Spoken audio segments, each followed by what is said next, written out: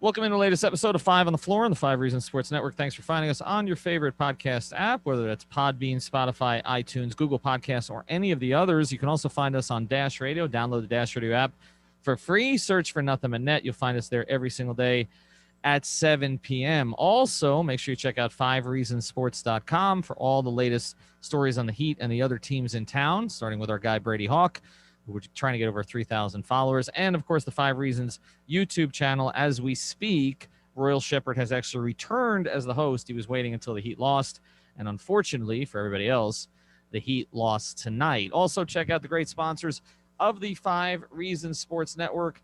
That includes Chase Signs and Graphics. That's right here in Broward County with more than 15 years of experience designing, building, and installing signs. Chase Signs and Graphics is an end-to-end solution for your signage needs, providing everything from graphic design to production to installation. Successful businesses and organizations require quality signs and graphics for a professional look and to entice customers. That's why people turn to Chase Signs and Graphics. They offer a variety of custom products, including building signs, banners, vehicle graphics, lobby signs, indoor signs, monument signs, and more. Their friendly staff will schedule a site visit and have an estimate ready within 48 hours. So don't trust just anyone to your signs and graphics. Call in the experts. Chase Signs and Graphics proudly serves all of Broward County. If you need professional signage to help your business organization stand out, call today at 954-257-1828. That's 954-257-1828. Or follow Signs Broward on Twitter. Again, one more time, 954-257-1828. And now, tonight's episode. 1, 2, 3, 4, 5 on the floor. Welcome to Five on the Floor, a daily show on the Miami Heat and the NBA featuring Ethan Skolnick with Alex Toledo and Greg Sylvander, part of the Five Reasons Sports Network. All right, Ethan Skolnick back on Five on the Floor on the Five Reasons Sports Network. Here's today's floor plan. I am at the arena. That's why you hear some bouncing here, some people playing on the court afterwards. Greg Sylvander is back at his home. No Alex Toledo tonight. He will be back tomorrow. As I mentioned, Royal Shepherd is on the stream with some of our Five Reasons Skyforce people. Now, the Heat looked a little bit like the Skyforce tonight. Couldn't shoot straight the entire night. End up scoring 80 points. They scored 14 points, Greg, in the fourth quarter. They got outscored 31-14. I'm not going to be blamed for my Trae Young tweet because it wasn't just Trae Young tonight. It was basically Miami could not do anything offensively. Tyler Hero, 3 of 12. Kendrick Nunn, 3 of 12.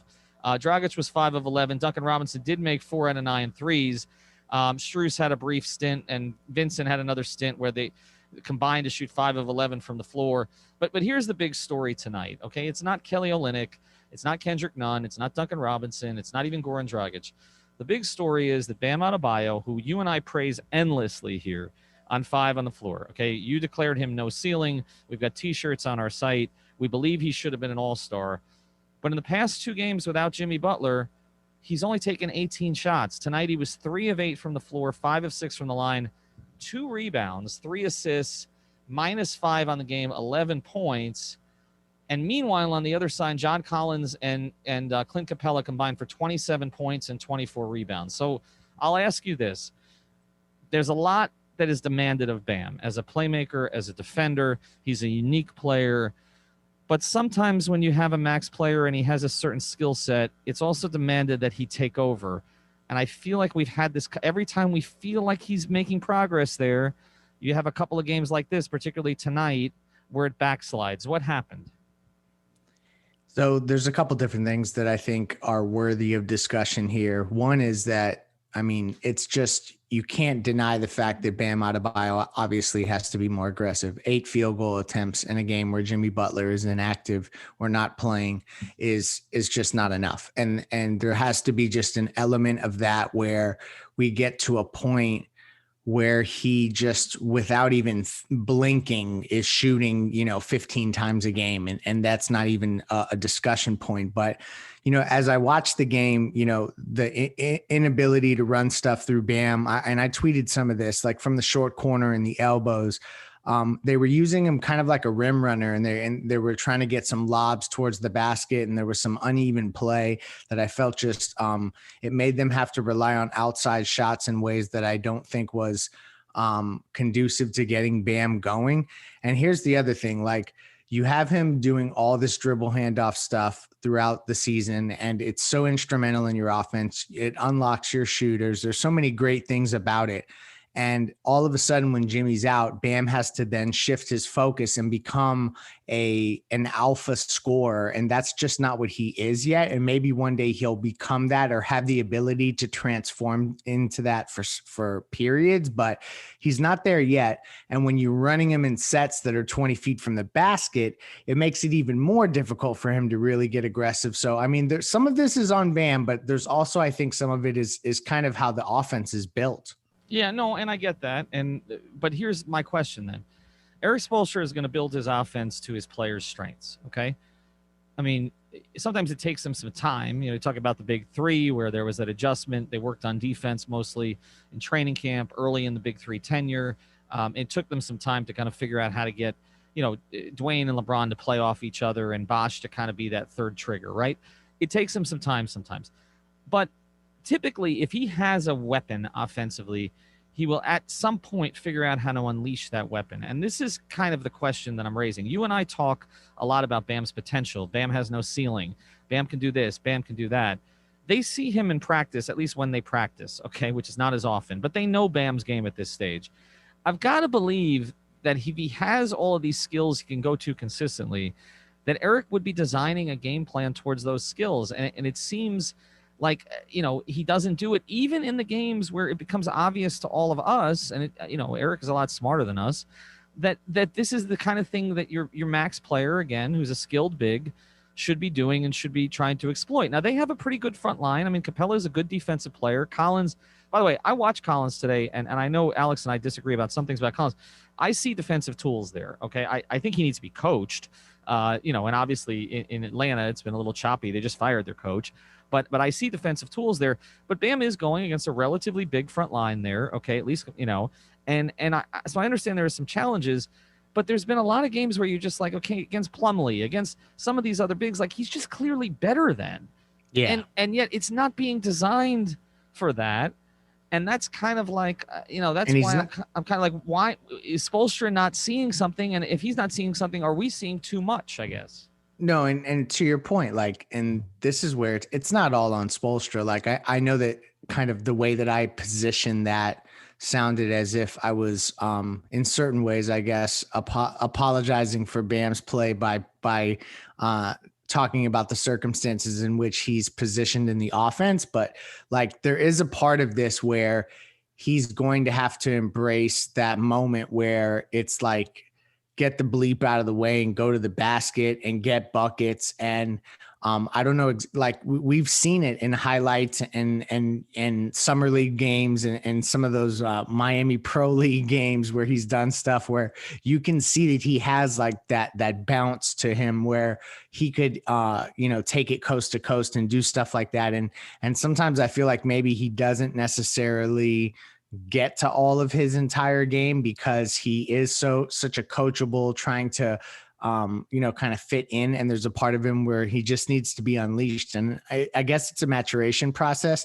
but right now they can't afford that. They need him with Jimmy out, and that, you know, hence, you know, why they struggled tonight, and Trae Young buried them there at the end. Yeah, he did bury them at the end. And, you know, look, I mean, that was going to happen with Trae eventually. I mean, I thought you and I were going to be talking about their defense because I thought they had a really good plan against Trae again. I thought Kendrick played an outstanding defensive game. I tweeted that at this point, Kendrick Nunn looks to me like their fourth best defensive player in the rotation behind, you know, Bam, Jimmy, and Iguodala. You know, I would put Nunn right there. I thought he did a great job in these two games, even though he struggled a little offensively tonight. He did get to the rim. He was the one guy that was actually trying to do it. He got some bad rolls at the rim. I mean, Hero, you know, Greg, there are times that I'm waiting, you know, I'm thinking that like last year's Hero, like we can talk about the numbers this year being better in some categories, but those kind of, as Spoelstra says, ignitable bursts, you know, those, you know, that they don't feel they're less and less. They're less and less, right? Like I'm waiting for, there were certain situations tonight where it looked like he was starting to feel it a little bit. You can tell it because he gets a little more creative with his dribble. He's looking for spots to kind of launch, and it's just not happening. And so, again, you're looking at a team that, you know, has Dragic, who we kind of know what he can do, right, when his legs are under him. You've got Hero, who hasn't really been that guy consistently. Duncan got off a little bit tonight, but again, we sort of talk about their occasional over-reliance on him and the dribble handoff game. None has been really good for them, so I don't want to criticize him for one bad game tonight. But you talk about all this, and again, the fulcrum of it without Jimmy Butler has to be Bam. And that's why I keep coming back to it. He missed one mid-range tonight that I was like, okay, that's a good look. But I just feel like, he could drop stuff. He looked like he did not want to attack Capella. And, and that's. It's concerning. There's no doubt. I mean, you can't run away from it. And it's not just all on coaching. There's part of that where you have to just take the ball and go.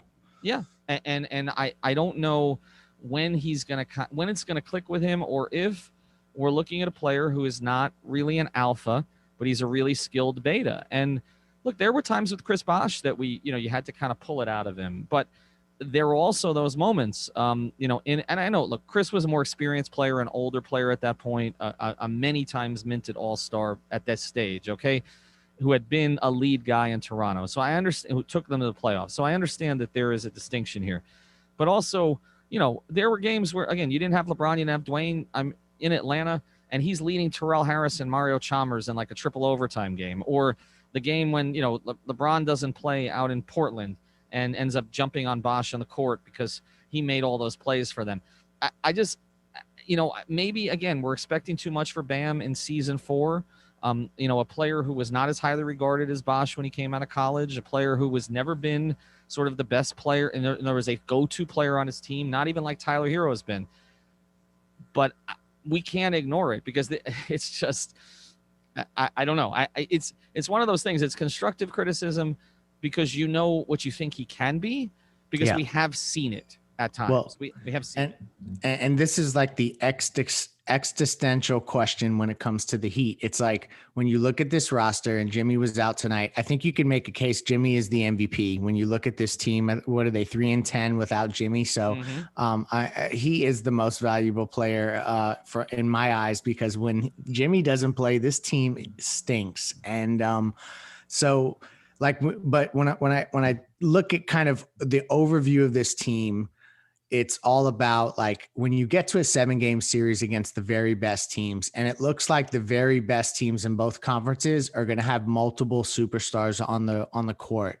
Like, you have to ask yourself, if Bam isn't that guy who's going to take over, he may have stretches where he scores well and has 28-point games, but it's not necessarily offensively driven where he is like the offensive alpha. Jimmy's going to do his thing.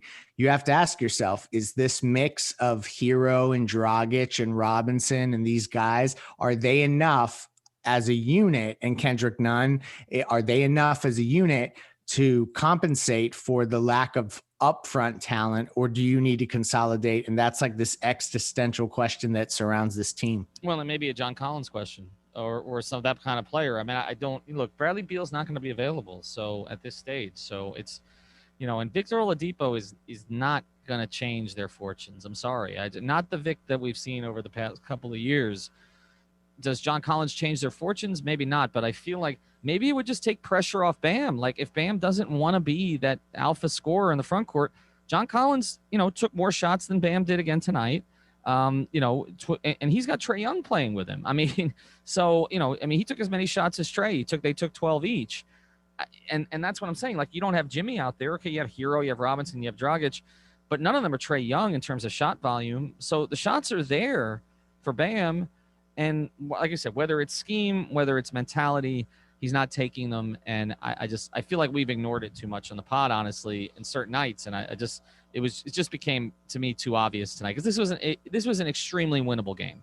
It was an extremely winnable game against a team that has a new coach. Sometimes teams respond well to new coaches, but you sort of had this thing in hand going into the fourth, and you're like, okay, now the takeover's coming, and it just didn't come. All right, we got one more thing that I want to get to here right after the break. Before we do, though, I want to tell you about another great sponsor of the 5 Reasons Sports Network. You can find them at 5reasonsrealtor.com. Did you know that now is the time to sell a house in South Florida? Prices are at record levels. Your property is probably worth more than you realize. If you're interested in finding out how much, reach out to our guy who does our Value Place segment. We'll probably have him on a little bit later in the week. I recommend that you consult Eric Brown. Again, that's at 5reasonsrealtor.com. Huge Heat fan.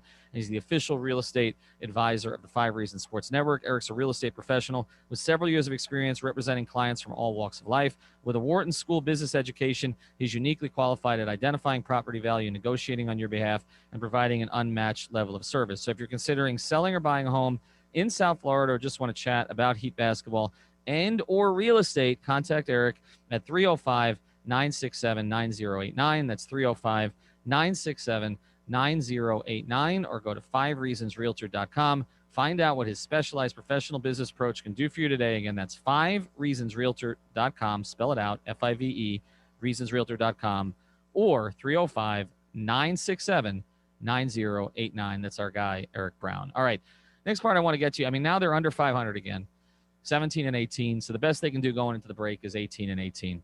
I've heard that Jimmy Butler it's not real bad right now. Okay. This is not like a lingering issue necessarily with the knee and the inflammation. He was questionable coming into today. I had said I thought it would be better for him just to kind of shelve it until the break. Get basically what it was 11 days off. But I thought they'd probably win tonight. And now Heat fans are back in panic mode. I know you don't do things just for the fans. But Greg, what would be your play if he feels pretty good, but maybe not 100%? Do you still rest him? You know what? No, I play him. Even before this, I kind of was leaning on the other side. Is that I think that if he is feeling well enough to play, that they need to continue to establish what they were during the winning streak, and that was largely led by Jimmy. This just accentuates that fact that they need him out there every game in the standings. When you look at the way that this fluctuates, I mean, there's a chance that they can go into the All-Star break even with this loss as the 4 seed, and they're not going to have any All-Star representatives. Like that's possible. It may be less possible with the loss tonight, but they could be a 5 seed or whatever it may be. So I just think that every game counts in a way that in a condensed season, maybe normally it wouldn't. So if he feels good, play him. If he's sore at all, or if any of that is real enough where he is in any kind of discomfort, I would sit him, obviously, and err on the side of caution. But that's kind of where I stand. I wouldn't just sit him to rest him, if that's what you're asking. Yeah, no, I get it. I just thought the extended break would do him good. I don't want to panic off one loss and what difference between 17 and 19, 18, 18. But you're right. I mean, at the end of the season, they've dropped so many games that they probably should have won that you may end up regretting one down the stretch. And, so if you can get one against New Orleans, you beat New Orleans here last time. My lean is still, if he's not 100%, to sit him, but I can see where you're coming from there. And again, I want to say one other thing here on the pod before we close. Should I get back into this again, Greg? There was, again, this sort of, I guess, my report from the other day got aggregated continually over the past 3 days in a way that was wrong from what I initially stated. Again, about Jimmy Butler and being, his position on the All-Star game. What I reported here on the pod, and Greg was the only one with me when I did this, okay, although many of you heard it, was that Jimmy Butler made it known that he did not want to participate in the All-Star game unless Bam was there. He felt Bam was more deserving, and he didn't want to go unless Bam was there. I never said that the NBA officially extended an invitation. You can listen to the tape on that. Okay, you can kind of figure out what may have played out behind the scenes. I'll let you do that. But the way that it was aggregated made it seem like I reported something that I did not report. And then it got to Deadspin, and then it got to Barstool. And all I'm going to say is I'm standing by my reporting. My reporting was accurate. What I actually reported. I cannot speak to aggregation.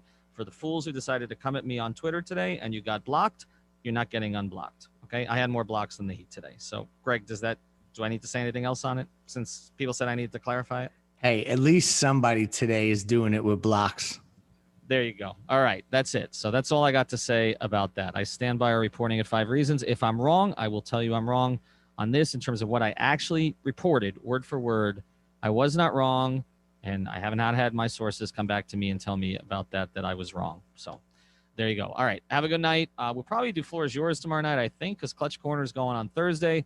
Otherwise, we'll pod. Again, check out our sponsors, not just the 2 that I mentioned here, 5 Reasons, Realtor.com and Chase Signs and Graphics, but also PrizePicks.com and MyBookie.ag. For both of those, use the code 5. For Manscaped.com, use the code 5RSN. See ya from American Airlines Arena. Heat lose. Thank you for listening to the Five on the Floor on the Five Reasons Sports Network.